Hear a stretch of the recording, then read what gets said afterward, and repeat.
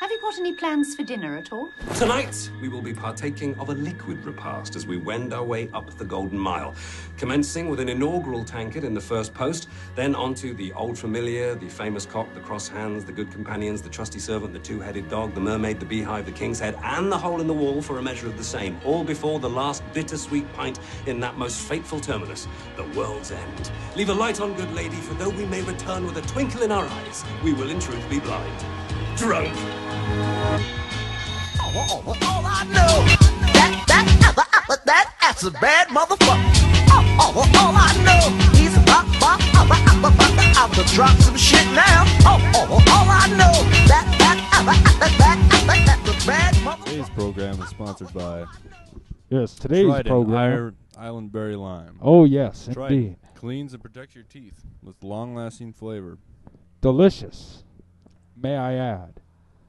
If you want something good to chew on, Trident would be the way to go. How many pieces did you just put in your mouth? 2? Yeah, You're a twosie, huh? they're small. They're small pieces. They're small and inconvenient, though. Hey, don't diss them. You just gave them a good. What's the word? I don't know.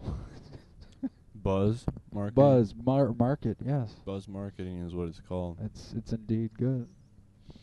Well, anyway, we're here with another episode of Dodge It Trailer Scene Investigation, which I guess we'll just keep it like that. TSI. I spent a lot of time this past week trying to decide whether or not I should change the actual channel for YouTube's name, and I changed it to, because Blind Dog Studios is a popular name, so I changed it first to Turtle Pine Studios, and then I was like, nah, that doesn't mean anything. Turtle Pine. Yeah, I was thinking of turtles, and I was thinking of pine trees, Why don't you just do Lost in the Pines? because that's actually a popular name too. I'm finding out. No. Oh, yeah, that was our That was a good one. band name. Our band. Our band, yeah, it's awesome. No, but I changed it. My mom, there was this band called Them Crooked Vultures, and they're a great band. They had guys from Queens of the Stone Age. They had John Paul Jones, the bassist from Led Zeppelin. and then they had the drummer from the Foo Fighters, whatever that guy's name is. And they were really good. Dave Grohl, right? Yeah, Dave Grohl or whatever. I mean, I liked him. I liked them, and my mom was drinking a little too much at, I think, Thanksgiving, and she's like, "Oh yeah, my son loves this band called what are they? The Bastard Lizards." I was like, "No, they're Them Crooked Vultures," but. Your mom's wasted. What are they called? The Bastard Lizards? Are you serious? That's awesome. Yeah. See, this is the problem, is my parents don't drink. I mean, not even like one drink. Maybe one drink on the holidays. Maybe. On one of the many holidays. Yeah. My parents blow. I shouldn't. No, You're going to have to cut that. You shouldn't say that. That was kind of language. No, I don't no. like that. That was too much language. Too much language. My parents blow. Joe. Off into the corner for 15 minutes for you. No, you should know better than that. No, don't watch Breaking Bad either. I'd be 19 minutes because it's one minute for every year old you are. You're kidding. Yeah. Are you? That's serious? You think that I actually still go in the corner? No, I don't. No, I tell my parents to fuck off, but I mean... Joe, that's the language. That's another 19 minutes in the corner. No, but you said... Well, when you're younger, sure. Like when you're like 5 years old. Okay. That's kind of... Yeah, that doesn't make no sense. What do you mean? What if you're like 3 and they send you in the corner? I mean... For 3 minutes? Yeah. Why not? Well, 3 minutes is an eternity to a 3-year-old. Yeah, I guess. I mean, but it's think like... about it. When you get so pissed off. I remember being 3 and just being like, oh, you know what I mean? God, I can't believe this. They're holding me down, sitting there like Stewie Griffin going to prison. Right. Damn it, woman. Time is money. Well, yeah, for a 3-year-old, time is money. Time is, when you're a 3-year-old, every minute is precious because it's the best time of your life. You got no worries, and you're just running around doing whatever the hell you want. Yeah, I guess. It's the best, and you don't remember any of it. That's how good it is, because your brain is still developing. You're almost in this like constant state of like being high, like you're just running around doing whatever you want. I love it. Constant energy, and then it was such a good experience that you don't remember. You remember maybe one night.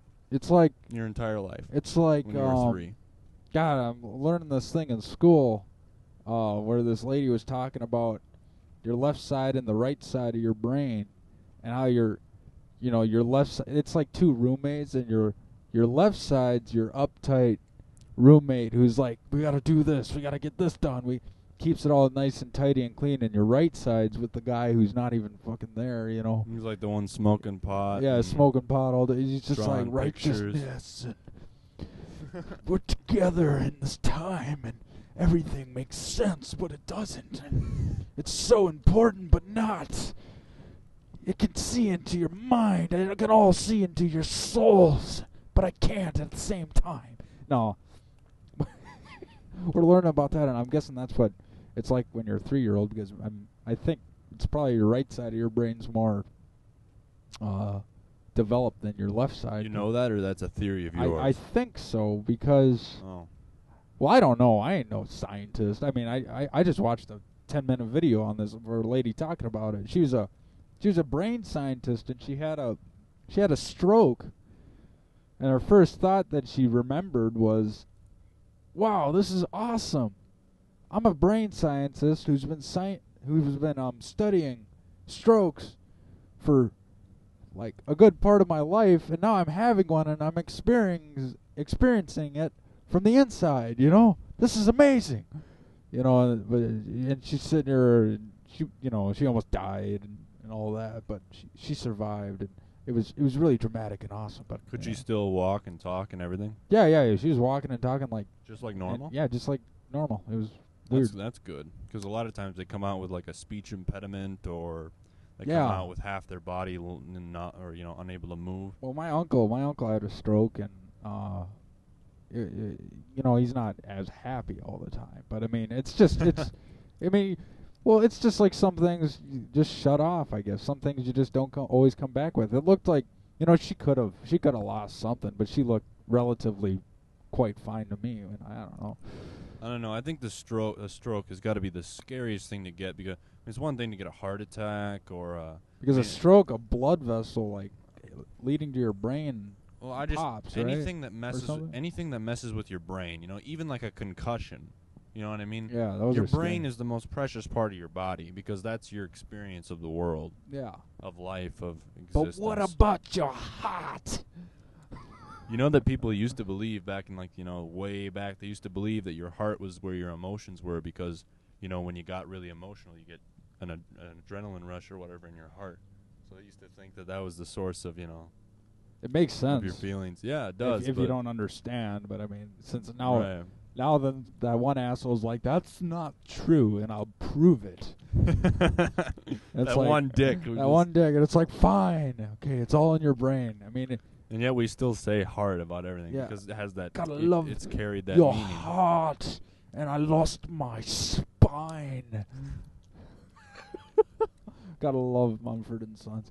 If you want to make a Mumford & Sons album, all you have to do is repeat words like heart, knees, and mind. And body. And body. And spine. And you gotta say, and sometimes you gotta say things like, hold me first, and you gotta say farst. I think he says, hold me fast. That's what I mean. I mean, it doesn't... Hold me farst. It doesn't matter what he's saying, because the word he's saying, he's either saying first or he's saying fast. But either way, he's mixing first and fast to make farst. Right. That's his accent. That doesn't make sense. You can't say two words at the same time. No. Well, he did. He just did. Yeah. I don't know. So. What was I talking about? Oh. How to make a song by Mumford & Sons. No, I was talking about before that. Well, you forgot to add the word fuck in there occasionally. Oh, yeah. Oh, yeah, that's right. Mumford and Sons Just album. one time, say the word You fuck. you gotta have one song that you say the F word in. He says it in 2. Not in the Babel one. Not in Babel. It's in. Yeah, there's one in the Babel one. He says, "And I fucked it all away." Yes, yeah. That's what I'm talking about. Yeah. That was the song that destroyed that album for me because I'm sitting here and I remember the album before with Little Lion Man when that came out, and like everyone loved that song because that he's like fuck and it comes out of like nowhere and everyone's like, oh my god, what the fuck, and he's like fuck again, and they're like whoa, and then he comes out with Babel and there's this one song like and I feel like it was what I feel like is that song Broken Crown. I feel like the fuck was jammed in there just because. Right, he did it on purpose because it had such good reception on the previous album. Yeah, that's what I felt like. Why is it though that we just love it? I mean, that will make a song. If a song has anything like explicit in it, especially like fuck, or any kind of just swear words. That's not always or true. references. That's not always true. It is. No, it is. it's not. Well, not necessarily. You can't be sitting here like. But look at rap. I mean, that is loaded with it, and people eat that shit up. Well, yeah, but they just do. I mean, that's example of other people. But I mean, I gotta say, a lot of songs that I like have at least one reference to something that's just morally wrong. Usually. You know what I mean? Usually the songs that I get that from are just me misinterpreting lyrics wrong, like super wrong. What do you think it is? God, like there was one where it was just talking about, I think it was talking about like a flowing river or something like that. Yeah. And I'd flow like a river onto her, and I'm just like, my mind's just like, oh, so he's gonna, Are you serious? Yeah. And what did it end up being? Oh, it meant like he was gonna like, grab her and like flow onto her like a river, like smoothly like a river. Like, are we? Is it something that we can't say? Well, no, it's not. It's literally like he was going to. I'm trying to think of the word. He was trying to. He was the river, or his? He was the river. Yeah, he was going to like flow onto her with his love. With his love. Love, like love, or yeah, like love.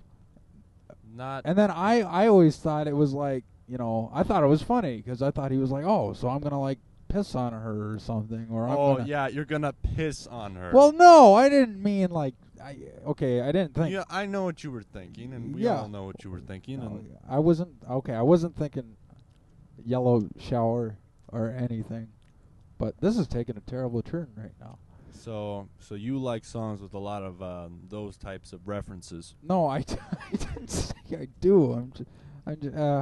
Well, I mean, that's what we were kind of. I like songs that have. I like the darker songs that it's they're almost like sarcastic. Yeah. Like they sing about like somebody who really fucked up really bad at some point, and they they ask him questions like, oh, where are you now? What are you doing? You know what I mean? Like those are where there's like an occasional cuss word that's just perfectly placed. Like that makes the song. At the end of the song, and we're all fucked. What is that? What song is that? That was something we wrote with Jack Beep. Way back when. Jack Beep. Beep.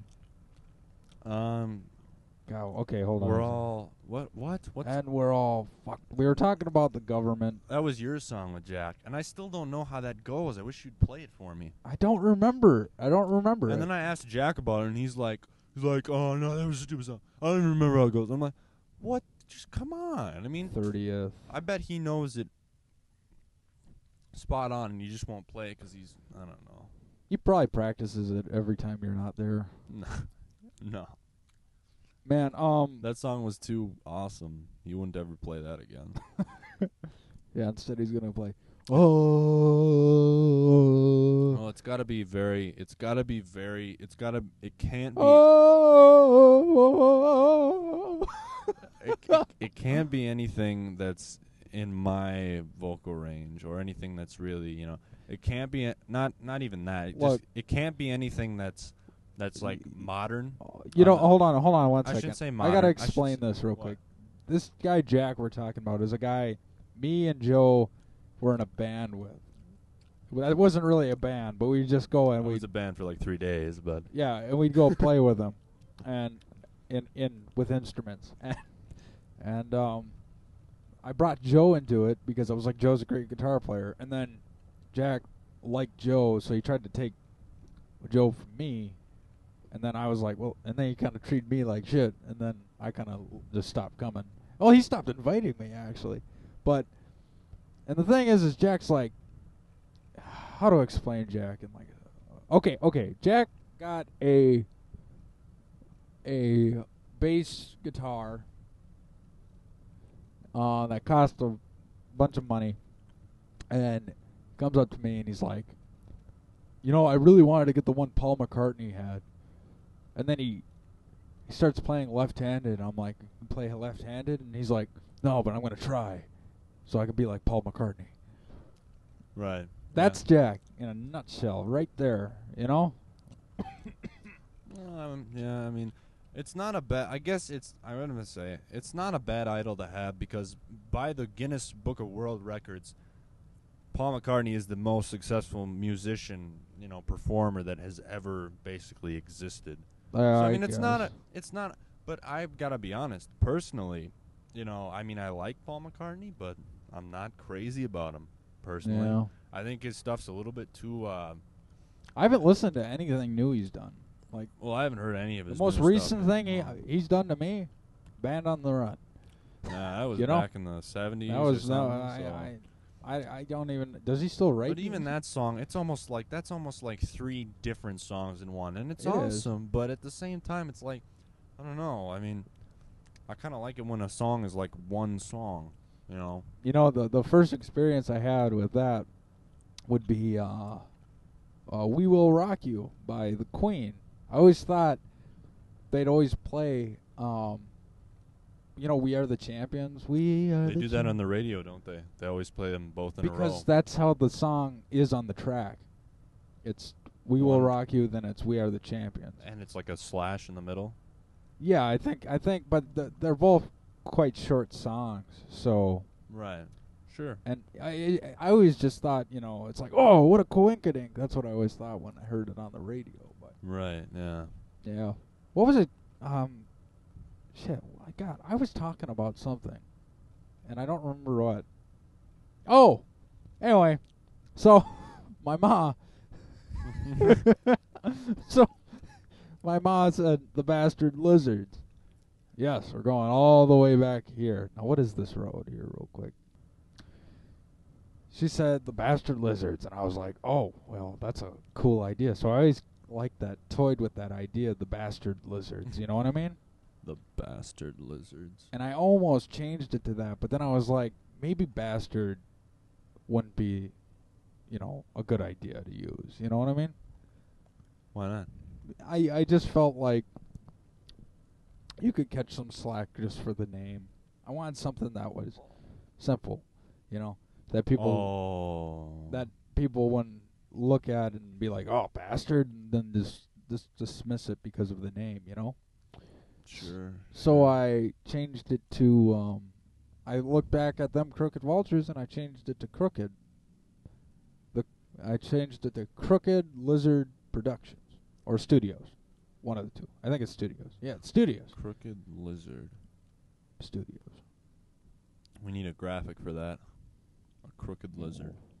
I could draw one. I'm taking a drawing class. I plan to draw one out. I was thinking of like a turtle thing. It's a lizard. Yeah. Well, lizard. A turtle can be a lizard. Okay. It works. Just go with it. But yeah, that was about it. We had about 5 minutes of directions. I think I'm going the right way. We're in Rogers, so yeah. Yeah. It's a good sign.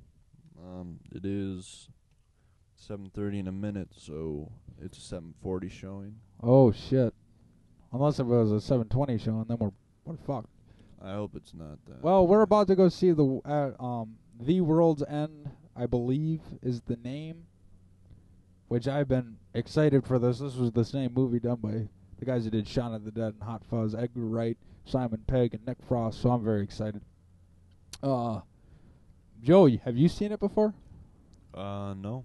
No. So your eyes are rather open to this, which is you'll have an interesting opinion about it. But we'll go on with that. We'll watch that. Then we'll do the bets.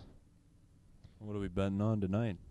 I actually came up with a little game that me and you can play. There it is right over there. Oh, you got to shift out here? I don't think I can. I'll figure out something here. All right, but we have a little bit of that, and then we'll see where the show takes us. But here's some music. That's great, it starts with an earthquake, birds and snakes, an airplane. Lenny Bruce is not afraid. I have a hurricane, listen to yourself, churn, world serves its own needs, dummy serve your own needs, beat it up an ox, speak, grunt, no strength, the ladder starts to clatter with fear, fight down, high wire and a fire, represented 7 games in the government for hire and a combat site.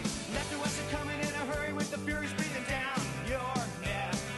Team my team reporters babble Trump, tethered crop, look at that, no plane, fine, then, overflow, population common food, but it'll do, save yourself, world serves its own needs, listen to your heart bleed, dummy with the rapture and the reverend and the right, you patriotic, slam, fight, bright, light, feeling, pretty sight. It's the end of the world as we know it, it's the end of the world as we know it, it's the end of the world as we know it, and I feel fine.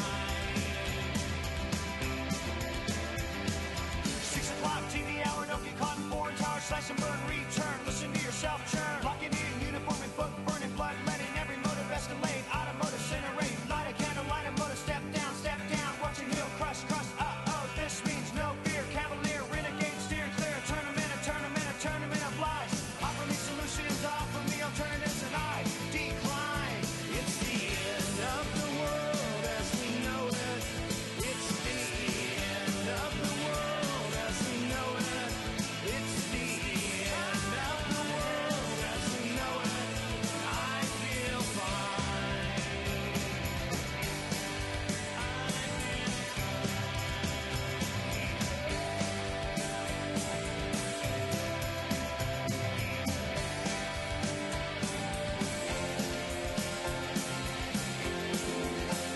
It's the end of the world as we know it, it's the end of the world as we know it, it's the end of the world as we know it, and I feel fine.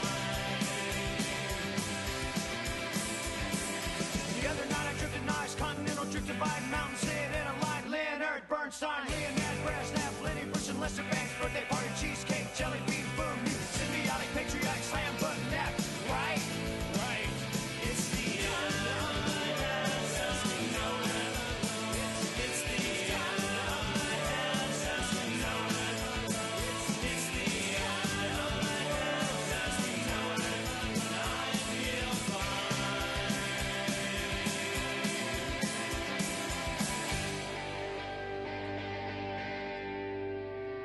It's the end of the world as we know it. It's the end of the world as we know it.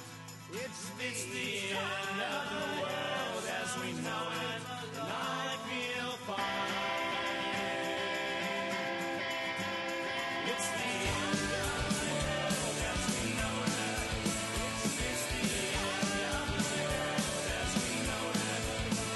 It's the end of the world as we know it, and I feel fine.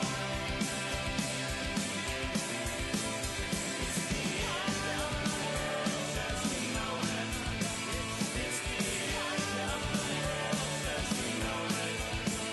It's the end of the world as we know it, and I feel fine. It's the end of the world as we know it. It's the end of the world as we know it, and I feel fine. Okay. We're back. We're back. now. We're back, and we just saw the movie. This is the end. Or I mean, the end of This the is world's the end. The world's end. The That's what it was. You called it "This is the end" the first time we did Well, this. okay, I kind of screwed up, so we had to Wow, record you this don't again. even know the title. Well, of the I mean, you movie. have okay. Are you sure I'm recording? Can you see me? Yeah, you're recording. You're recording. Hello? You Hello? see the two. You see the two red things right there. You're recording, but it was because the first you have Pirates of the Caribbean at World's End, and first when I'm talking to people about this, I was saying at World's End, but no, it's not that. And then I was like, this is the end. But that was a movie that came out with Seth Rogen called This Is the End, which is Oh boy. so then this one's called The World's End, which this is a great okay, I got to go through all this real quick. I'll go through this one more time. This is called a trilogy. They call it a trilogy. They call it maybe the Blood and Ice Cream trilogy. It's called a few things. And the first film is Shaun of the Dead, which was Simon Pegg and Edgar Wright and Nick Frost teaming up to make a movie about zombies, do the zombie journey. After that, they made a movie called Hot Fuzz, which was them kind of keeping it almost in the same universe, but just different dimensions of the same world. And they did the cop journey, the cop action journey. And this one, they did the sci-fi journey, which is awesome. It's a great movie. Joe, you kind of came in blind because I mean, this it's a sci-fi version because they go back. Here, I'll go through the plot real quick too. The idea is that these guys, when they left high school, they were going to do this thing called the Golden Mile, which is they visit 12 pubs with all these different names, and which are actually like different the names of the pubs are like different chapters to the actual movie itself because they describe something that's happening, which is great, I thought. But they go the first time when they get out of high school, they can't make it. I think they make it to like 6 or 7. I'm not quite sure because we missed the first 5 minutes, but no biggie. We came in, and the idea is that Gary, played by Simon Pegg, he didn't really grow up. All the other guys, like Nick Frost and Bilbo Baggins and Yeah, that was awesome. and the other few, they all grew up. They got jobs. They moved on from high school. Gary didn't. He's still wearing his clothes from the 90s. He's still got a big trench coat. He's got his hair all slicked up black. He's wearing sunglasses. And his mother dies.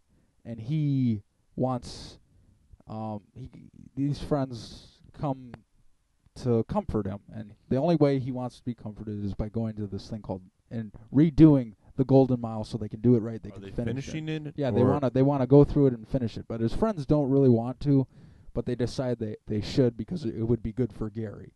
Right. Maybe they could help him. So they go, and as they get there, they're all drinking, they're having, well, not all of them are having a good time, but and it's just the dialogue and how snappy it is and everything is great up until they get to, I think, the third or fourth bar, where they find out that everyone in the town is a bunch of robots. Which, it's not a spoiler. It's in the trailers, which Joe did not see. I had no idea. Yeah. What'd you think of, because you were kind of like, what the fuck? Well, I thought it was. Can we say how he discovers it? That's probably considered a spoiler. But when he did discover it, I thought maybe it was like a daydream or like a. Like a hallucination or something of the guy, and then I was wondering, is he gonna? Because the moment the robots come in, it almost feels like I wish I could have gone in the way you did, completely blind. That's how I want to go into most movies, because it's so rewarding. Like if you didn't know that was coming, and then all of a sudden the guy turns into a robot, and it's like, what the fuck? You're thinking like maybe they put LSD into his drink, but then you soon find out this is everyone, and this is the most original I won't say it's the most original sci-fi movie I've ever seen, but out of this summer, this is the movie. I don't remember. I think Pain and Gain came out at the beginning of the summer. It was like, that's what it reminded me Yeah. of. It was like Pain, because it was just crazy, except that was a true story. Well, to some extent. Loosely based, but it was something. And this was. I know, but I mean, it was in the real world. Yeah. This was, no. Yeah, You know this what I mean? this is a movie that I'm gonna I'll remember for this is Edgar Wright has done it again, you could say. I mean this trilogy that they call the Blood and Ice Cream trilogy it's a masterpiece. It's very well done. This movie, why it's not my favorite of the three. Shaun of the Dead, of course, is, but this is definitely one to check out.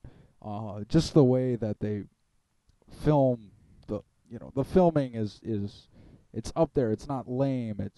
It will sit back in the action. By the way, this is actually a pretty good action movie. It reminds me of how normal people would fight. It does?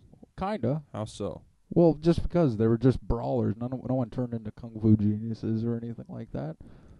I don't know. Well, I guess so. There was some kind of like out there stuff, but I mean, it was fun. It was fun. Yeah. Fun. I don't know. The one guy was just like a tank that. Nick Frost. Nick Frost is a goddamn. What would you put? He turns into, when he gets angry, he turns into the Hulk. Like, I swear, he turned green and shit. He's just like, rah, and just starts grabbing chairs and beating these things. And they all have, they're these blue inked robots. And the dialogue and the story itself is so snappy. It just keeps you going throughout the whole thing. What did you is there any? I don't want to completely own this thing. So is there anything you can really point out that you really thought was interesting? About boy, I think the whole thing was interesting. Like, explain something like out there, But I'll spoil something. No, don't spoil. Like, say, like, I mean, as long as you don't spoil the ending and you don't spoil key parts of the plot, you can talk about the robots and what you thought about them, or some of the characters. The robots. Like, which character? I mean, what did you think of the character? I really liked. I mean, the character played by Simon Pegg, Gary. He's kind of like an anti. Well, I mean, they're all kind of anti-heroes. I don't think that's what I'm trying to say. What I'm trying to say is that you kind of love him and then you hate him, because he's one of those characters that you love to hate, and in fact they all kind of are, and it's. I don't know. I thought you were kind of rooting for. Well, them. yeah, you are. You know what I mean? And this is a coming of age story, like, majorly, right? Did you get that? Coming of age? Yeah. How so? Well, it's this guy Gary. He's still stuck in the 90s. Yeah. He hasn't grown up. He lives with his mother, or no, actually, he doesn't live with his mother. But oh, he didn't. Okay. Well, he didn't. But he's just stuck. He's not going anywhere. He's lost almost. And these friends who get they join society, but society's just they're all practically the same person. They all have basically replicas of the same job, and he's the only one who's really out there and different. Right, but the thing is, he never. I guess this is I don't know. He doesn't really. I mean, coming of age. The thing is, he doesn't really change, though. That's the thing. He kind of. That's kind of the message of the movies. Is he's like, I want to do whatever I want, and I don't want anybody to tell me otherwise. And that's almost what he fights for the entire movie. That's what, and so I mean, I don't know. I guess. And you got his friends trying to tell him that hey, you should do this, but then there's also things they learn from. I mean, it's one of those things where it's like, this guy's all crazy, but then they kind of learn from him. But it's not done in a really corny, lame way. It's done in it's done in a light and hilarious way. It's done in some of the, these guys are so good in diving with these stories when in their writing. They're so good, and it's just the way they perform and the way they do it is just like a masterpiece, and I love it. Yeah. What else did you think? Did you think? Okay, what did you think about the robots themselves? I don't know. It was. It was crazy. See, if I say anything, I feel like I'm gonna spoil it for people. I don't know. I thought they were. I don't know. I like how they tried to make it almost like realistic. Like, remember there was a point where they said like, why do you think technology has become so advanced? And Oh yeah, and why is the globe, yeah. and I don't know. I liked that. It's like it made me think for like half a second. What if it's true? Oh, What no, if there's yeah. all these robots walking around and It's I'm like just you look am at I it. a robot? We're looking at all these people, and it's like it's the way they set it up. I mean, we're looking at some people who are doing a car. They're working on a car right now. But it's like, hey, you know what? Maybe, you know what? I mean, it's. I mean, there's some parts that were. I mean, like when they decide to keep drinking. Okay, the weakest part of the movie is that they figure these robots. They figure out that all the people in the town are robots, and they're like, we got to get the hell out of here. But then Gary, played by Simon Pegg, is like, no, we got to blend in and continue to keep drinking. And it's like that's funny. The way they do it, it's funny. But now that I think back to it, I'm like, well, that's kind of ridiculous. I mean, No, but that was the best part because you see him. He's in this huge bar fight with all these robots and his friends are like all in fighting, and then you see Gary and he's like in between, trying to drink. punches, and he's taking drinks out of it. He's drinking his beer and then there's one point where remember where the funniest part was where he was trying to drink this beer. Oh yeah. And the robots kept coming at him. And they kept knocking it out of his hand. And there's one point where he's just like, "For fuck's sake, God damn!" It was great. No, that's what made it good, was the fact that it was meant to be funny. Yeah. At the same time. Well, This is It's one of those parody films that aren't exactly a parody. It stands alone on itself, and I really liked it. So I would give it. What's our scale again? Should we go to ratings so we don't drown on for forever here? Yeah. I'd give it a. What do we have? We have Dodge It. We have Worth It, and then we have Recommend It, and you can vary the Recommend It, right?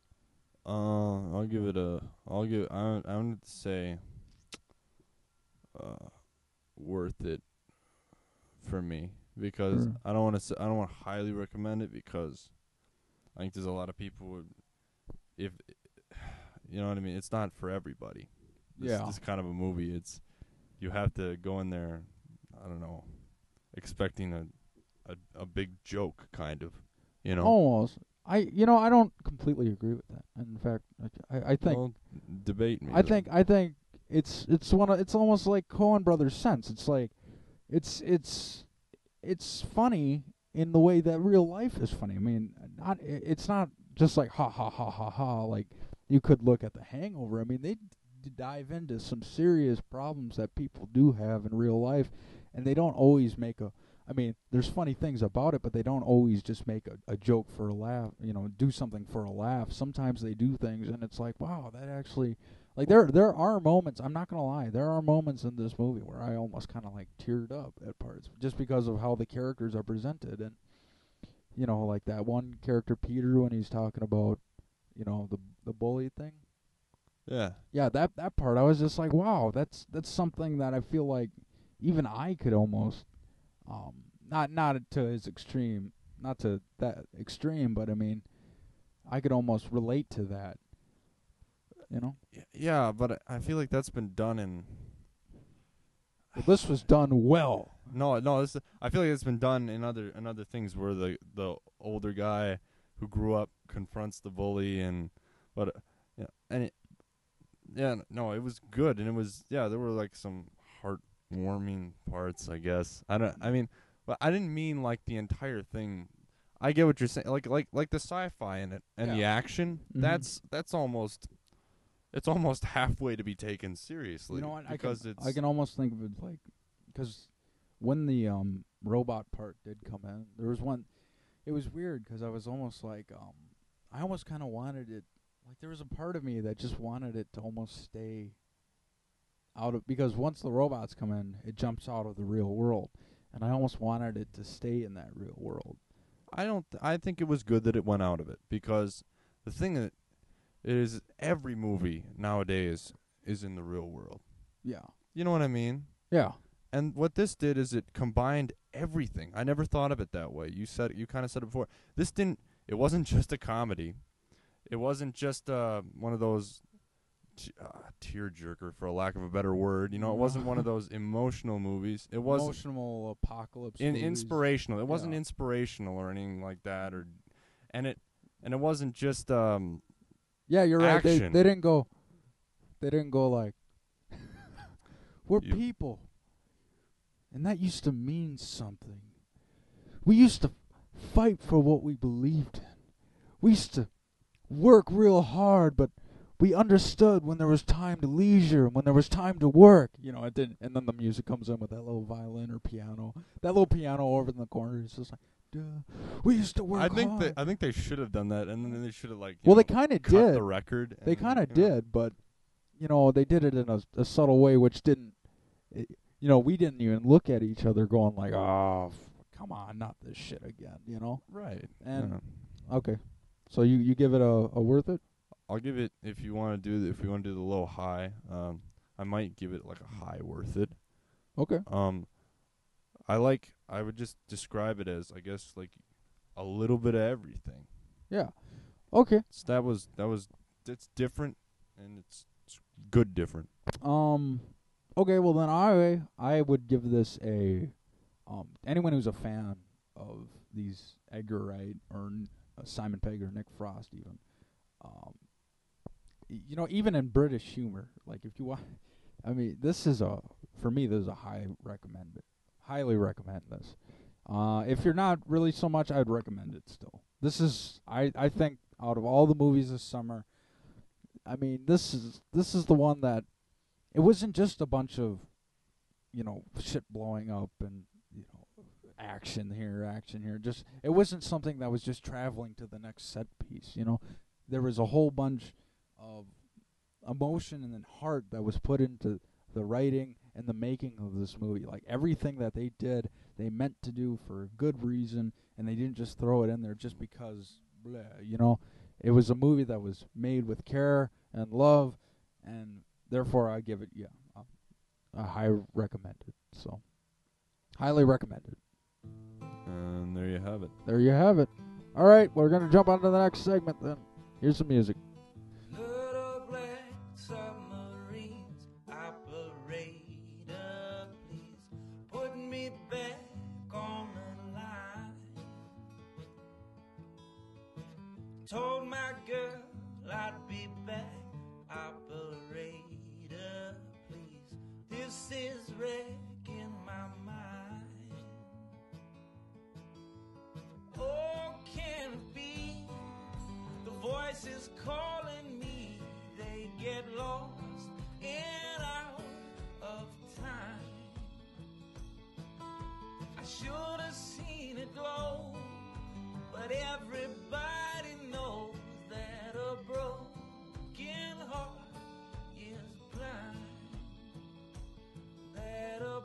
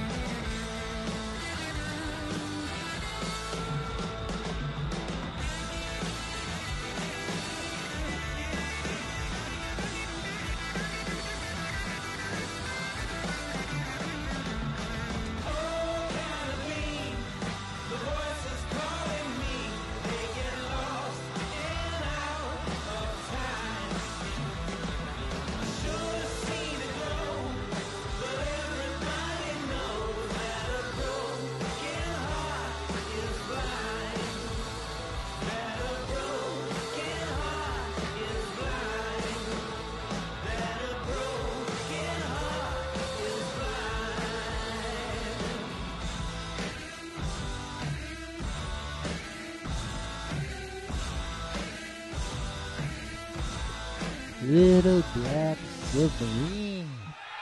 Operator, please put me back on the line. Join in with me, man. Oh my God. Or I'd be back. Operator, Please. This is wrecking my mind. Oh, can it be? The voices calling me. They be lost and out of time. I should have seen a glow, but everybody knows that a broken heart is blood. Sorry, every time you do that. But a broken heart is blood.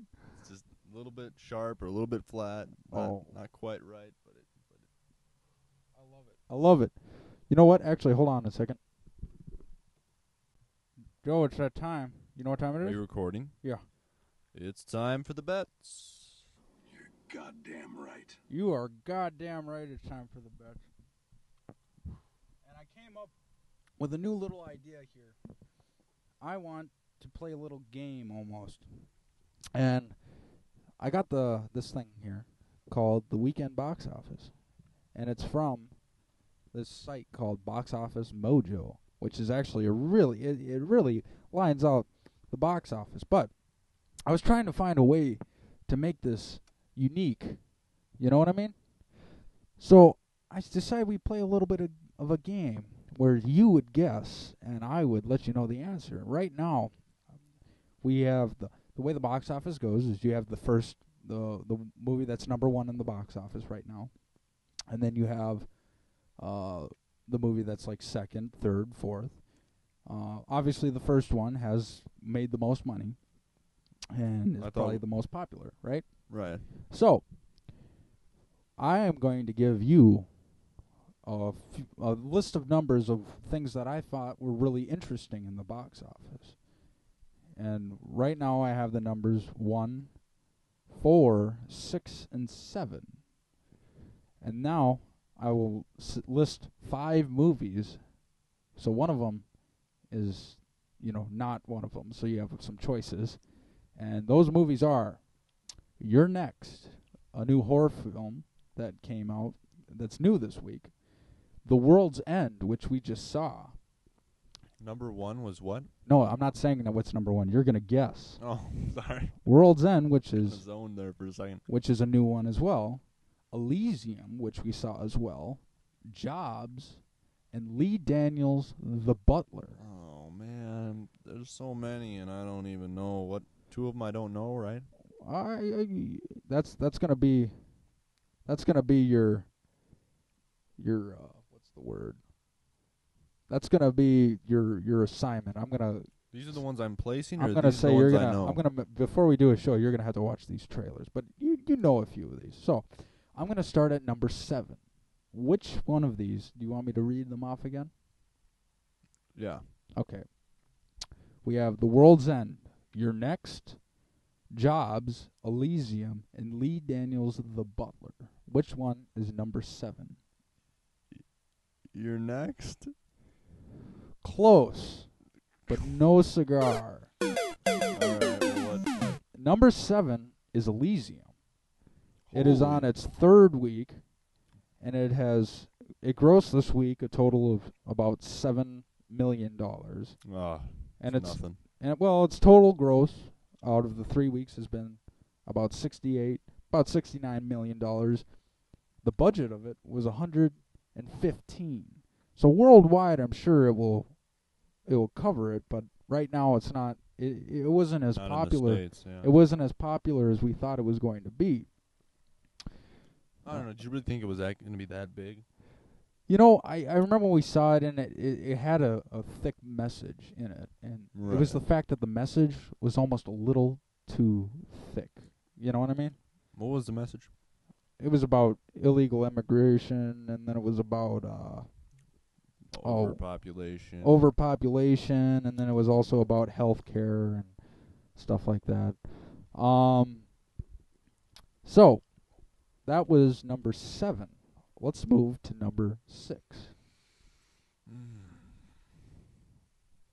Oh, I'll read what you have now. You have Your Next, Jobs, The World's End, and Lee Daniels, The Butler. that's number 6. Yeah, this is number 6. Oh fuck, I don't know. So I guess I'm gonna have to. Well, I'm gonna get it wrong, but now I'm gonna go with the. The Butler. That's incorrect as well. Yeah. Number 6.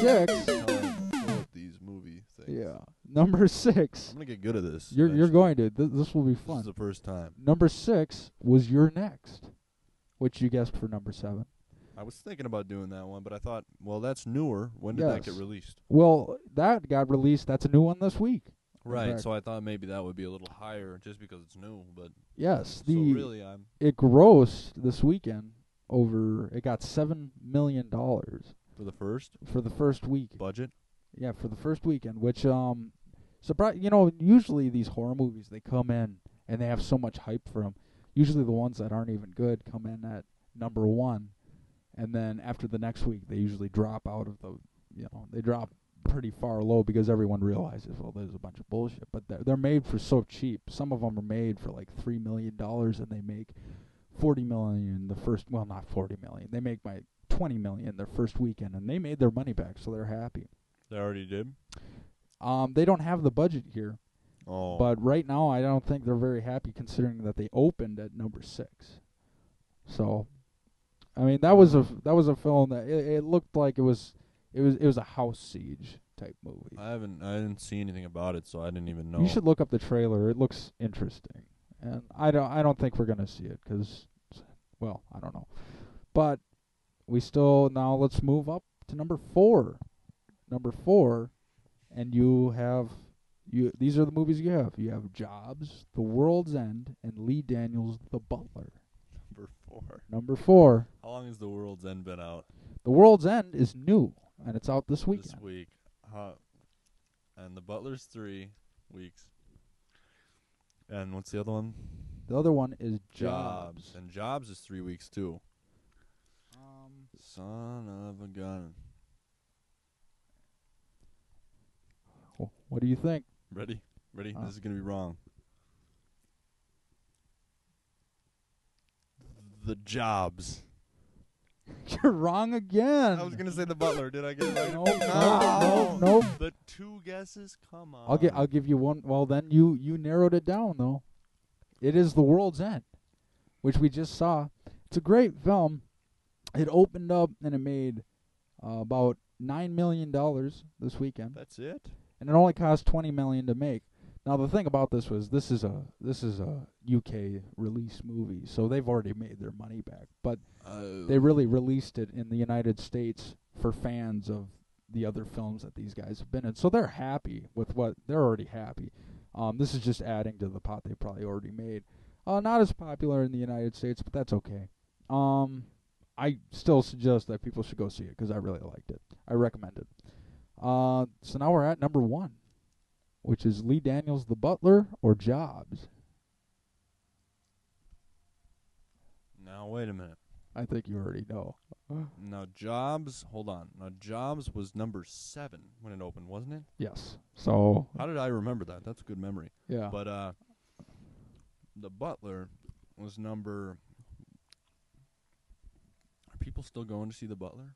Yeah. The Butler is number 1 this weekend. That was a guess. People are still going out to see that. It cost 16 and a half. It grossed this weekend $16.5 million, which is what was it opening? It's opening. Well, let's see. It opened, I think, last week. Last week, and it right now it's up to 51 million, and it only costs 30 million to make. So that one Wow. grossed, and it's already up there. It's pretty. And I heard a lot of good things from that, and I don't know, maybe we'll even end up going to see that one. I don't know. Boy, it must have been a good one if they're still going. Yeah, supposedly it's pretty good. It's up there at number 1 still. How would the Butler say it? The rest of you movies got served. Okay, fine. Joke of the joke of night. this century. Okay, which brings me to Jobs, which I just thought this was really interesting. It had so much hype. yet it dropped down. It's already this is its second week, and it came out the same week as The Butler, and it already dropped down to number 12 in the box office. Wow, that must have just really sucked. Yeah, it made $2 million about $3 million this weekend. And That's pitiful. What did the horror movie make? the horror movie made $7 and so this made about $2.9 million. How much has it made so far? It's made $12 million so far, and it only cost $12 million to make. Well, so there you go. it made its money back barely, and it's still in. So they'll probably have a small profit, but Revenue. nothing special. I mean, there's another Steve Jobs movie coming out that a lot of people are much more excited for. There's another one? Yeah. Wow. I guess Well, maybe that'll be a the chance big for, hype, I think, for that one was Ashton Kutcher, and people wanted to see maybe he'll be able to do it, but after, the first weekend when everyone found out, he can't do it, then they were just like, fuck it. So it dropped out. On that, other interesting ones, Kick-Ass. Kick-Ass is at number 9. We're the Millers is at number 2. We Are the Millers. I saw that one. It was an interesting comedy. I didn't want to see it, but some of my friends, I was out with some friends and they wanted to go see a movie, so they dragged me to it. Did you like it? Yeah, it was okay. It was nothing bad. I mean, Jennifer Aniston gets practically naked. That's always worth seeing. So, there you go. That is the bets, which we're not really betting anything yet. I'll say you won. Did we? You won Yeah. a free ride out to a movie theater tonight, but you still have to pay me for your ticket in the morning. Okay. Okay. I can live with that. All right. Well, I think that about wraps it all up. We don't want to go on too long. We're already just about over an hour. So thank you all for listening. Leave your comments. This is Peter. And St. Joseph. Yes. Have a good night, everyone. That's a bad motherfucker.